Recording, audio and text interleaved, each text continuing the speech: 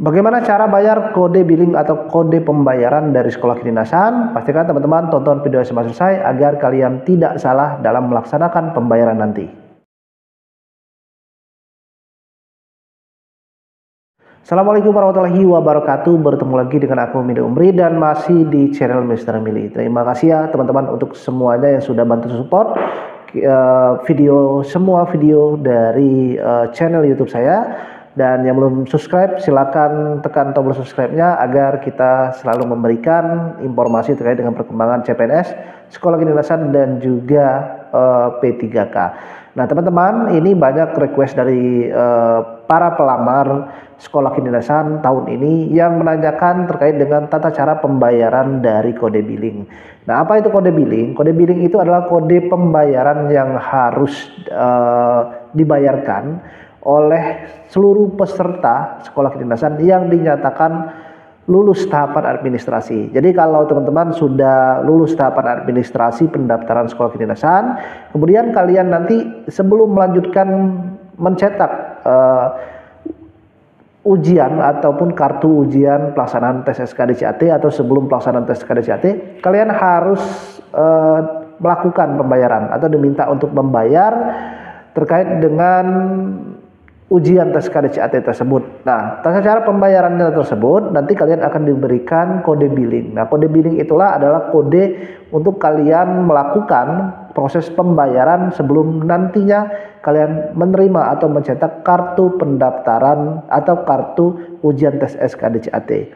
Tetapi tidak semua sekolah kedinasan itu proses tahapan tesnya membayar, karena ada beberapa sekolah kedinasan yang tidak bayar untuk seluruh tahapan tesnya, yakni Poltekim dan juga Poltekim dari instansi Kemenkumham itu tidak bayar. Jadi mulai tahap pendaftaran sampai dengan tahap terakhir nanti itu tidak ada proses pembayaran apapun.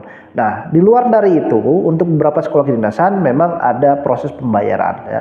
Proses pembayaran dalam beberapa tahapan, khususnya tahapan tes SKDCAT. Nah kalian nanti diminta untuk membayar dengan diberikan kode billing. Nah kalau tahun ini ya untuk sekolah kedinasan itu yang bayar ya tahapan tes KDCAT-nya adalah PKN STAN dengan 400.000 ya biayanya. Kemudian Polstar STIS itu 300.000, IPDN, STIN, STMKG, Poltek SSN, Sekdin Dishub itu 100.000 untuk proses pembayarannya.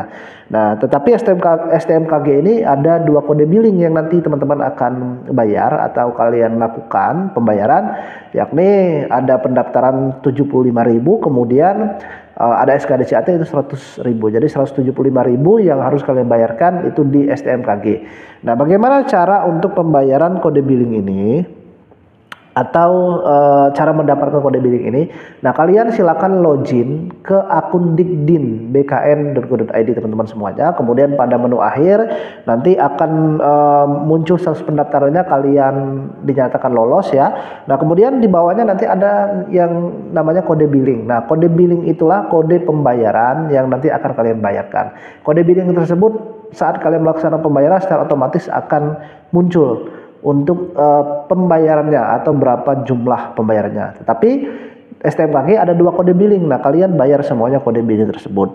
Nah, cara pembayarannya bagaimana? Cara pembayarannya kalian bisa membayarnya baik melalui ATM, melalui mobile banking, marketplace, atau melalui Indomaret ya, Alfamart, melalui e-wallet. Nah, kalian bisa memilih. Nah, untuk cara pendaftarannya itu kalian bisa lihat ya di Dikdin atau di portal Dikdin bkn.go.id. Kemudian kalian klik menu informasi dan kalian lihat di sana tata cara pembayaran. Nah, di sana sudah lengkap tata cara pembayarannya. Kalian bisa membayarnya melalui apa saja ya, baik melalui marketplace, baik melalui ATM, teller bank, mobile banking. Nah, kalian bisa memilih.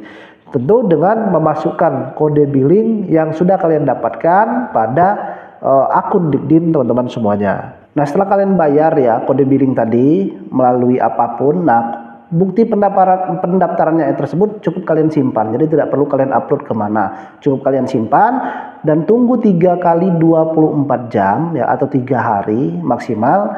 Maka pada menu ataupun pada akun dikdim.bkn.id kalian masing-masing itu akan berubah statusnya. Jadi status pendaftarannya tersebut dari pembayaran maka akan berubah, dinyatakan bahwa kalian sudah melaksanakan proses pembayaran ya, pembayaran untuk ujian CAT. Nanti kode pembayarannya akan muncul pada laman resume teman-teman semuanya. Jadi tidak perlu kalian upload di mana. Dan tinggal menunggu, selanjutnya nanti kalian tinggal menunggu untuk muncul tombol cetak kartu peserta ujian atau kartu peserta ujian SKD CAT. Nah, nanti teman-teman semuanya untuk jadwal pembayaran kode billing ini mulai dari tanggal 27 Juni sampai 5 Juli ya. Dari 27 Juni sampai 5 Juli itu terakhir untuk pembayaran kode billing ini. Kalau kalian tidak bayar maka kalian tidak bisa lanjut ke tahapan berikutnya yakni SKD CAT. Tapi kalau kalian sudah bayar tinggal menunggu untuk pencetakan kartu ujian SKD CAT. Kapan untuk pencetakan kartu ujian SKD CAT tersebut?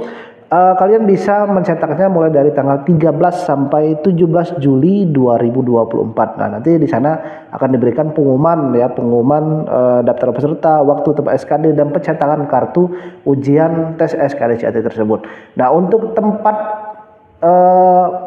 pelaksanaan ujian, waktu dan tempat tesnya ya, hari apa, kalian bisa lihat di website dari sekolah kedinasan kalian masing-masing. Kalau di Kemenkumham itu nanti akan muncul daftar namanya ya, daftar nama yang tes SKD CAT hari keberapa, jam keberapa, sesi keberapa ya, tempatnya di mana itu di laman catar kemenkumham.go.id. Nanti akan ada satu menu file PDF, kalian bisa lihat di sana atau di kartu ujian itu tersebut sudah ada. Tapi kalau lebih detailnya silakan kalian kunjungi ke laman dari instansi ataupun dari sekolah kedinasan masing-masing yang teman-teman lamar. Nah, jadi itu untuk cara pembayaran kode billing atau kode pembayaran dari sekolah kedinasan masing-masing. Pastinya kalian persiapan khususnya untuk tes SKD CAT jangan sampai kalian terlena, karena SKD CAT ini adalah tahapan yang paling banyak menggugurkan ya peserta. Bukan saya menakuti, tapi memang itulah kenyataannya, karena yang diambil beberapa atau ada yang dikali 3, ada yang dikali 5, ada yang dikali 8 ya dari jumlah kuota formasi yang dibutuhkan.